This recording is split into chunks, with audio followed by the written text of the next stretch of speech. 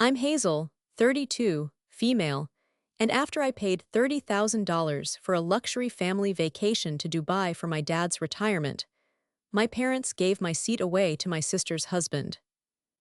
The decision to spend a sum of money equivalent to a down payment on a house for a single family trip wasn't one I made lightly.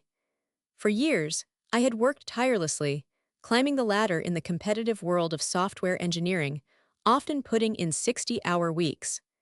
My social life was a casualty, my hobbies were neglected, but my bank account grew. I saw it as a tool, a resource that could one day buy me freedom, security, and perhaps, the one thing that always felt just out of reach, my family's genuine appreciation. My father, David, was retiring after 40 years as a civil engineer. He was a quiet, steady man who rarely asked for anything. The idea of celebrating him felt pure and right. I wanted to give him an experience that would eclipse every muted birthday and overlooked anniversary, a grand gesture to honor his lifetime of hard work. And if that gesture also made the rest of my family see me in a new light, I considered that a welcome bonus. This hope, I now realize, was my fatal flaw. It was a hope born from a lifetime of existing in the shadow of my younger sister, Jessica. From our earliest days, the family dynamic was clear. I was the responsible one, Jessica was the one who needed support. I was the anchor, she was the sail, beautiful and free, but always needing a steady wind from someone else to move forward. I remember when I was 16, I worked all summer at a local grocery store to save up for a beat-up 10-year-old sedan. The day I proudly drove it home, my parents smiled and told me they were proud of my work ethic. 2 years later, on Jessica's 16th birthday, a brand new compact car with a giant red bow sat in the driveway. Their explanation was simple. Jessica's not as focused as you, Hazel. She needs a reliable car so we don't have to worry. I was being punished for my competence, while she was being rewarded for her perceived fragility. The pattern repeated itself in college. I earned a partial scholarship and worked 2 part-time jobs to cover the rest of my tuition and living expenses, graduating with a manageable amount of student debt and a fierce sense of self-reliance. Jessica, on the other hand, chose a more expensive private arts college. When I asked how she was affording it, my mother, Susan, explained it away with that familiar, gentle logic. Your sister has a creative soul. We can't let her be burdened by financial stress. It would crush her spirit. They co-signed her loans and paid her rent, and when she wanted to find herself in Europe for a semester, they funded that too. Meanwhile, I was eating instant noodles and coding until 3 a.m. My entire life, I had been the family's bedrock. When my dad's car broke down, I transferred him the money for repairs without a second thought. When my mom needed a new furnace, I covered the cost. I did these things out of love, of course, but also with the quiet, persistent yearning that one day, they would see me, not just as their dependable, problem-solving daughter, but as Hazel. When my father announced his retirement date, I saw my chance. I wanted to do something that couldn't be ignored, a gesture so significant it would have to be acknowledged. A simple party felt inadequate. A gift felt impersonal. But an experience, an unforgettable, once-in-a-lifetime trip, felt perfect. I chose Dubai. It was the epitome of ambition, luxury, and modern marvels, a place so different from our quiet suburban life that it felt like stepping into another world. It was a place fit for a celebration of a life's work. I envisioned us all there, my dad's face as he looked out from the top of the Burj Khalifa, my mom enjoying a spa day, even Jessica being momentarily silenced by the sheer spectacle of it all. In this fantasy, we were a happy, united family, brought together by my success and my generosity. It was this picture, this beautiful, fragile dream, that I decided was worth $30,000. Once the decision was made, I dove into the planning with the same methodical focus I applied to my work. For weeks, my evenings were consumed not by code, but by travel blogs, airline reviews, and hotel websites. I was no longer just a software engineer, I was a luxury travel agent, a curator of memories, and the architect of my own fantasy. I started with the flights. This was my father's celebration, so economy class was out of the question. I booked 4 first-class round-trip tickets on a premium airline. I pictured my dad, a man who had spent his life meticulously checking budgets, sinking into a plush seat that converted into a bed, being offered a glass of champagne before takeoff. The thought alone made me smile. Next was the hotel. I bypassed the standard 5-star options and went straight for the icon of Dubai itself, the Burj Al Arab. I reserved a 2-bedroom suite. A sprawling space with panoramic views of the Arabian Gulf, a private butler, and more amenities than we could possibly use in a week. This was not just a place to sleep, it was a statement. Then came the activities. I booked a private desert safari with dune bashing and a traditional dinner under the stars. I secured reservations at some of the city's most exclusive restaurants. I purchased tickets for the observation deck of the Burj Khalifa at sunset. I even arranged for a private yacht tour of the marina. Every detail was meticulously planned and prepaid on my credit card. The total cost climbed steadily, passing $25,000, then $28,000, finally settling just over $30,000. Each time I clicked Confirm Purchase, a jolt of anxiety shot through me, but I pushed it down, focusing on the image of my family's joy. The time came to reveal the surprise. I invited my parents and Jessica over for dinner. I had printed out the entire itinerary, complete with photos and reservation confirmations, and placed it all in a beautiful gift box. When I handed the box to my dad, he looked at me confused. "What's this, Hazel? My birthday isn't for months." "It's for your retirement, Dad," I said, my voice trembling slightly with anticipation. "Open it." He slowly lifted the lid. My mom and Jessica leaned in, their curiosity piqued. My dad's eyes widened as he pulled out the first page, the flight confirmations. He stared at them, his lips moving silently as he read the words first class. "Hazel, what is this?" my mom asked, her voice a whisper. "It's a trip," I said, unable to hold back a proud grin. "For the 4 of us to Dubai for a week. To celebrate you, Dad, everything is paid for." The reaction was everything I had hoped for. My dad was speechless, looking from the itinerary to my face and back again, his eyes glistening. My mom let out a little shriek of delight, grabbing the hotel reservation page. "The Burj Al Arab, the Sail Hotel. Hazel, are you serious?" Jessica snatched the activity list. "A private yacht. Oh my gosh, Hazel, I can finally get some amazing pictures for my social media." For the first time in a long time, I felt like the center of their universe. They peppered me with questions, their voices overlapping in their excitement. My dad, a man of few words, finally found his. He stood up, walked over to me, and wrapped me in a hug, his voice thick with emotion. "I don't know what to say, sweetheart. No one has ever done anything like this for me." In that moment, every dollar felt worth it. The long hours, the sacrificed weekends, it all culminated in this pure, beautiful moment of family unity. I felt seen. I felt appreciated. The $30,000 wasn't just an expense, it was an investment in a memory, a down payment on the happy family I always wanted. Over the next few weeks, the trip was all we talked about. We had a group chat dedicated to it, filled with links to articles about Dubai and pictures of outfits they were planning to wear. The bitterness of the past seemed to melt away, replaced by a shared, bubbly excitement. I allowed myself to believe that things had finally changed. The trip was scheduled for the first week of May. With about 10 days to go, the final travel documents arrived. The sleek envelope contained our flight tickets, hotel vouchers, and confirmations for all the activities. I organized them into 4 separate folders, one for each of us, labeling them with our names. It felt wonderfully official, the tangible proof of the grand experience to come. I decided to drive over to my parents' house to drop them off in person.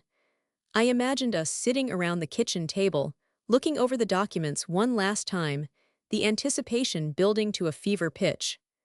I called ahead, and my mom said it was a perfect time to come by. When I arrived, however, the atmosphere was strange. My sister Jessica's car was in the driveway, which wasn't unusual, but as I walked in, the normal lively chatter of the house was absent. My parents, Jessica, and her husband, Kevin, were all sitting in the living room, a palpable tension in the air. Kevin, a car salesman with a perpetually smug grin, was the only one who seemed relaxed, lounging on the armchair as if he owned the place. "Hazel, you're here," my mother said, her voice a little too bright. She stood up and gave me a quick, stiff hug. My dad just nodded at me from his recliner, avoiding my eyes. Jessica was staring intently at her phone. "Hey, everyone," I said, holding up the large envelope. "I have the final documents. Thought we could look everything over." No one moved. My mom wrung her hands. "That's great, sweetie. Why don't you have a seat for a minute? We, need to talk to you about something." A cold knot began to form in my stomach. The joyous fantasy I had so carefully constructed began to fracture at the edges. I sat down on the edge of the sofa, placing the envelope on the coffee table. "What's going on?" I asked. My voice steady despite the sudden dread. My mom took a deep breath and looked at my dad, who just sighed and sank deeper into his chair. The responsibility, as always, fell to her to deliver the family's verdict. "It's about the trip," she started, her eyes darting towards Jessica. "There's been a little change of plans." I waited, the silence stretching. "You know how stressed Kevin has been at work," she continued, gesturing vaguely towards my brother-in-law. "And Jessica has been so worried about him. They were just saying last night how much they needed a real vacation, but they just can't afford something like this." The knot in my stomach tightened. I knew where this was going. I could see the path laid out before me with sickening clarity, a path paved with years of excuses and rationalizations. Jessica finally looked up from her phone, her expression a careful blend of apology and entitlement. "It's just, with Dad's retirement and everything, it feels like a time for the whole family to celebrate. And Kevin is family now." "What are you saying?" I asked, my voice dangerously quiet. My mother took over again, her words rushing out as if to get it over with. "Well, we were all talking, and we just thought, since you're so independent and you travel for work sometimes anyway, you'd understand. It would mean so much to Jessica to have her husband there." I stared at her, my mind refusing to process the words. I looked at my dad, pleading with my eyes for him to intervene, to say something, to stop this train wreck. He just looked down at his hands, a portrait of passive agreement. Finally, the hammer fell. My mother looked at me, her face a mask of strained sympathy, and delivered the line that would echo in my mind for years to come. "We gave your seat to your sister's husband." The words hung in the air, heavy and poisonous. I felt the blood drain from my face. My carefully built dream, the $30,000 fantasy of a happy, appreciative family, didn't just crack, it exploded into a million pieces. Kevin, who had been silent until now, finally spoke up, a lazy smile on his face. "Hey, I told them you'd be cool with it. You're a team player, Hazel." Jessica nodded eagerly. "Exactly, it's not a big deal, you can go to Dubai anytime. For us, this is once in a lifetime." I looked from one face to the next. My mother's desperate attempt at peacemaking, my father's silent cowardice, my sister's casual cruelty, my brother-in-law's smug opportunism. They weren't just taking my ticket. They were taking my gesture, my hard work, my generosity, and twisting it into something that was no longer mine. They had stolen my gift and were now giving it away in front of my face, expecting me to applaud their benevolence. The betrayal was so profound, so absolute, it left me breathless. For a long moment, the only sound in the room was the ticking of the grandfather clock in the hallway. I looked at the four of them, a united front against me, and felt a strange and terrifying calm settle over me. The part of me that would have cried, or yelled, or pleaded, simply shut down. It was a defense mechanism I had built over a lifetime of smaller disappointments, and it served me well in that moment. I didn't say a word.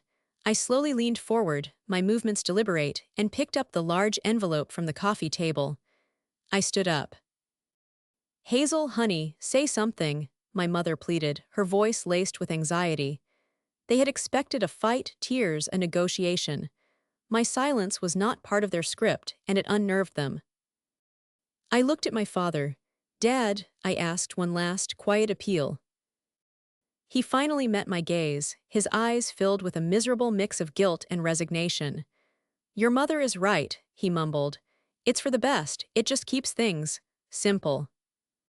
Simple, they had taken my heart, my effort, my money, and discarded me from my own gift for the sake of simplicity. That was all I needed to hear. The last flicker of hope that this was all a horrible misunderstanding was extinguished. I turned without another word, clutching the envelope to my chest like a shield, and walked out the front door. I didn't slam it. I closed it softly behind me, the quiet click echoing the final closing of a chapter in my life. I made it to my car before the shaking started. I gripped the steering wheel, my knuckles white, as waves of cold shock washed over me. I didn't drive. I just sat there in their driveway, staring at the home where I was raised, a place that had never truly felt like mine. The calm that had protected me inside the house evaporated, replaced by a deep, hollow ache. I finally managed to start the car and drive away, my vision blurred by tears I refused to let fall. I didn't go home. I drove to the one person I knew would understand, my friend and colleague, Mark. I must have looked like a ghost when he opened the door to his apartment. He took one look at my face and ushered me inside without a word. I collapsed onto his sofa and finally told him everything, the story pouring out of me in a torrent of disbelief and pain. When I was finished, I fell silent, emotionally exhausted. Mark, who had listened patiently, was radiating an anger that I was too numb to feel myself. "Let me get this straight," he said, his voice tight. "You spend 30 grand of your own hard-earned money on a dream vacation for your family, and they thank you by kicking you off the trip and giving your ticket to that freeloader Kevin." I nodded, feeling a fresh wave of humiliation. "And your dad," he continued, pacing his living room, "the man this whole thing was for, he just sat there and let it happen."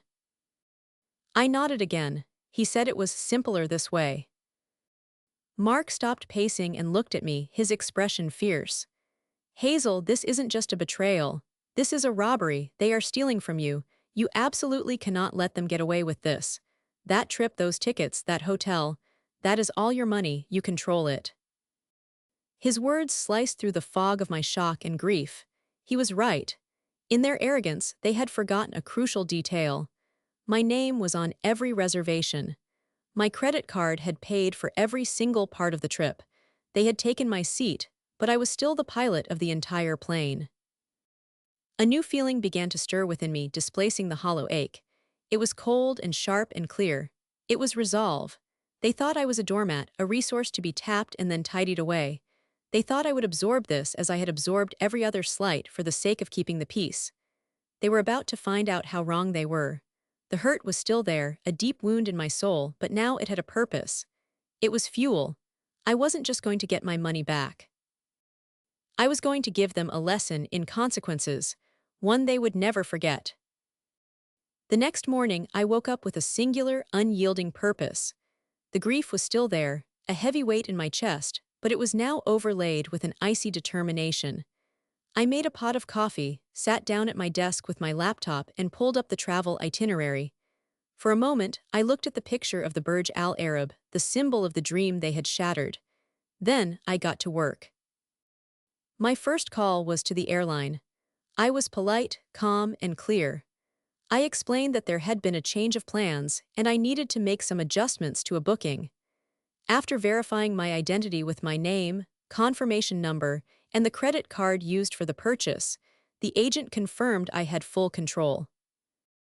"I need to cancel 3 of the tickets on this booking," I said, my voice even. I read out the names: David, Susan, and Jessica. I paused, savoring the moment before adding, "and the ticket for Kevin as well." The agent clicked away on her keyboard. "Ma'am, these are first-class, non-refundable tickets. A cancellation will result in the value being converted to a travel voucher, but it will be issued in the name of the original purchaser." "That's perfect," I said, a slow smile spreading across my face. "Please proceed." In a matter of minutes, a travel voucher worth nearly $20,000 was credited to an account in my name. My second call was to the Burj Al Arab. The process was similar. I was the one who had made the booking, so I was the only one who could change it. The cancellation policy was stricter. I wouldn't get a full refund this close to the date, but I would get more than half of it back. Yes, I'd like to cancel the reservation for the two-bedroom suite under the name Hazel, I told the reservationist. Again, after a few clicks, it was done. The remaining activity bookings, the desert safari, the yacht tour, the fine dining were easier. One by one, I dismantled the entire trip with a series of quiet, professional phone calls and emails. I was like a demolition expert, carefully taking down a building brick by brick until nothing remained but an empty lot. By lunchtime, the $30,000 trip to Dubai was gone. Or rather, it had been transformed. I now had a massive travel voucher and several $1,000s being refunded to my credit card. My family's grand vacation had vanished into thin air. But I wasn't done. The anger that had been simmering now demanded an outlet, a countermove. Mark's words echoed in my head, "You control it." I wasn't just going to get my money back, I was going to use it. I was going to have the spectacular, once-in-a-lifetime vacation that I had planned, but I was going to do it on my own terms. I called Mark. "Are you sitting down?" I asked. "Depends, did you do it?" he replied. "I did more than that. The entire Dubai trip is officially vaporized," I said. "And now I have a very large travel voucher that expires in a year. How do you feel about the Maldives?"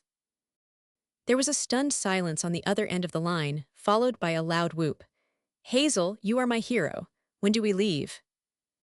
The original trip was supposed to depart next Tuesday, I said. "I see no reason to change that." For the rest of the afternoon, Mark and I planned our own adventure. We used the voucher to book 2 business-class tickets to Malé. We then used the refunded hotel money to reserve an overwater bungalow with a private infinity pool at a resort that made the Burj Al Arab look stuffy. We booked spa appointments, a scuba diving excursion, and dinner reservations at a restaurant surrounded by a coral reef. The total cost was less than the original Dubai trip, and it felt infinitely more valuable. It was a trip born not of obligation, but of liberation. As the date of our departure approached, my phone started buzzing with increasing frequency. It was my mother, leaving cheerful voicemails. "Just wanted to see if you're feeling better, sweetie. We're all getting so excited." Then texts from Jessica. "Found the most amazing dress for the yacht party. You'll have to see the pics." I ignored them all. I let them walk toward the cliff's edge, completely unaware that the ground beneath their feet was gone. The day of the flight arrived. It was a beautiful Tuesday morning. As my family was likely packing their cars to head to the airport for their 11 a.m. flight to Dubai, Mark and I were boarding our 1 p.m. flight to the Maldives. Just as I settled into my spacious business-class seat and accepted a glass of champagne, my phone, which I had purposefully left on, began to erupt. The first was a text from my dad at 10:45 a.m. at airport. "Check-in kiosk isn't finding our booking. Long line at the desk." I took a sip of champagne, the bubbles fizzing on my tongue. I didn't reply. The next text 20 minutes later was from my mother. "They are saying our tickets are canceled, Hazel. This must be a mistake. Can you call the airline? We are going to miss our flight." Then came a flood of messages from Jessica, each more frantic than the last. "What is going on? The agent said you canceled the tickets. You need to fix this now. Kevin is freaking out. Mom is about to have a panic attack. Answer your phone, Hazel." A series of missed calls followed from my mom, my dad, and Jessica. I watched their names flash on the screen, feeling a distant, almost clinical detachment. This was the consequence they had chosen. The flight attendant announced we were preparing for takeoff and to switch all devices to airplane mode. With a sense of profound finality, I tapped the icon. The stream of angry, panicked messages was cut off. As the plane accelerated down the runway and lifted into the sky, I felt the weight of my old life fall away. I was free. News of the airport disaster trickled back to me a few days later, not from my family, whom I had blocked on all platforms, but from a cousin, Sarah, who had gotten the full, hysterical story from my mother. Apparently, the scene at the airport had been spectacular. After being told their first-class tickets didn't exist, they had a full-blown meltdown at the check-in counter. My father, flustered and embarrassed, tried to calm my mother, who was loudly blaming the airline. Jessica and Kevin were arguing openly, with Kevin accusing her of not making sure everything was handled. When they finally called the hotel in Dubai, they were informed that their suite had also been cancelled. The reality finally crashed down on them. There was no trip. According to Sarah, they ended up having a massive fight right there in the terminal. My mother was in tears, my father was stone-faced with fury, and Jessica was screaming at Kevin. They eventually left the airport and drove home in shame-faced silence. Meanwhile, I was living the life they thought they were going to have. Mark and I spent our days swimming in the turquoise water, getting massages, and eating incredible food. We talked about everything and nothing. I felt lighter than I had in years. The toxic cloud of family obligation had lifted. On the third day, I decided to make one single public statement. I posted a photo to my social media page. It was a picture of me and Mark clinking champagne glasses in our private infinity pool, with the stunning Maldivian sunset in the background. My smile in the photo was wide and genuine. I captioned it, decided I needed my own retirement celebration. Cheers to new beginnings. I didn't have to wait long for the ripple effects. Sarah texted me within the hour. Your photo just caused a mushroom cloud in the family chat. Apparently, extended family members who had heard about my incredibly generous gift were now demanding answers. My parents and Jessica had no choice but to admit what had happened. They tried to spin it, of course, painting me as unstable and vindictive. But it didn't work. The sequence of events was too clear. I paid for a trip, they kicked me off, and I canceled it. Most of the family sided with me, appalled at their audacity. My parents and sister had not only lost their luxury vacation, they had lost the aspect of their entire family. Returning home from the Maldives was like stepping into a different reality. The air in my apartment felt cleaner, the silence more peaceful. My phone remained blissfully quiet, no longer a source of anxiety but a simple tool. The week away had given me more than just a tan and some beautiful photos. It had given me perspective. The fury had cooled, leaving behind a hard-earned clarity. For years, I had operated under the assumption that if I were just generous enough, successful enough, or dependable enough, my family would eventually give me the love and respect I craved. I thought I could purchase their approval with a grand gesture. But the events leading up to the trip taught me a crucial lesson. Respect isn't something you can buy. Love isn't a transaction. My family's dynamic wasn't based on love, but on utility. I was useful for my stability and my income. Jessica was useful for the drama and sense of purpose she gave my parents as they constantly managed her life. We were playing roles, and I was the only one who didn't seem to realize it was a script. The $30,000 I spent wasn't a waste. It was the most expensive and most valuable lesson of my life. It was the price I had to pay to finally see the truth, to break the cycle, and to reclaim my own life. I didn't lose $30,000. I invested it in my freedom. In the months that followed, I heard through the family grapevine that my parents, Jessica and Kevin, were barely speaking to each other. The failed trip had exposed all the cracks in their relationships, and the blame was a poison they all kept passing around. My dad's retirement, which was meant to be a happy milestone, was now tainted by bitterness and shame. I felt a pang of sadness for him, but it was a distant, detached sadness. I had offered him a beautiful gift, and he, along with my mother and sister, had thrown it away. Their current misery was a fortress of their own construction. I've focused on building a life filled with people who value me for who I am, not for what I can provide. My friendship with Mark has deepened, and my circle of true, supportive friends has become my real family. I'm saving money again, but this time, it's for my own dreams, for my own future, my own house, my own adventures. So, am I the jerk for canceling the trip I paid for after they gave my seat away? I don't believe so. I believe I was a woman who finally realized her own worth. I spent a lifetime trying to earn a seat at a table where I was never truly welcome. In the end, I learned it was far better to build my own table and to choose who gets to sit with me. It's a choice I'll never regret.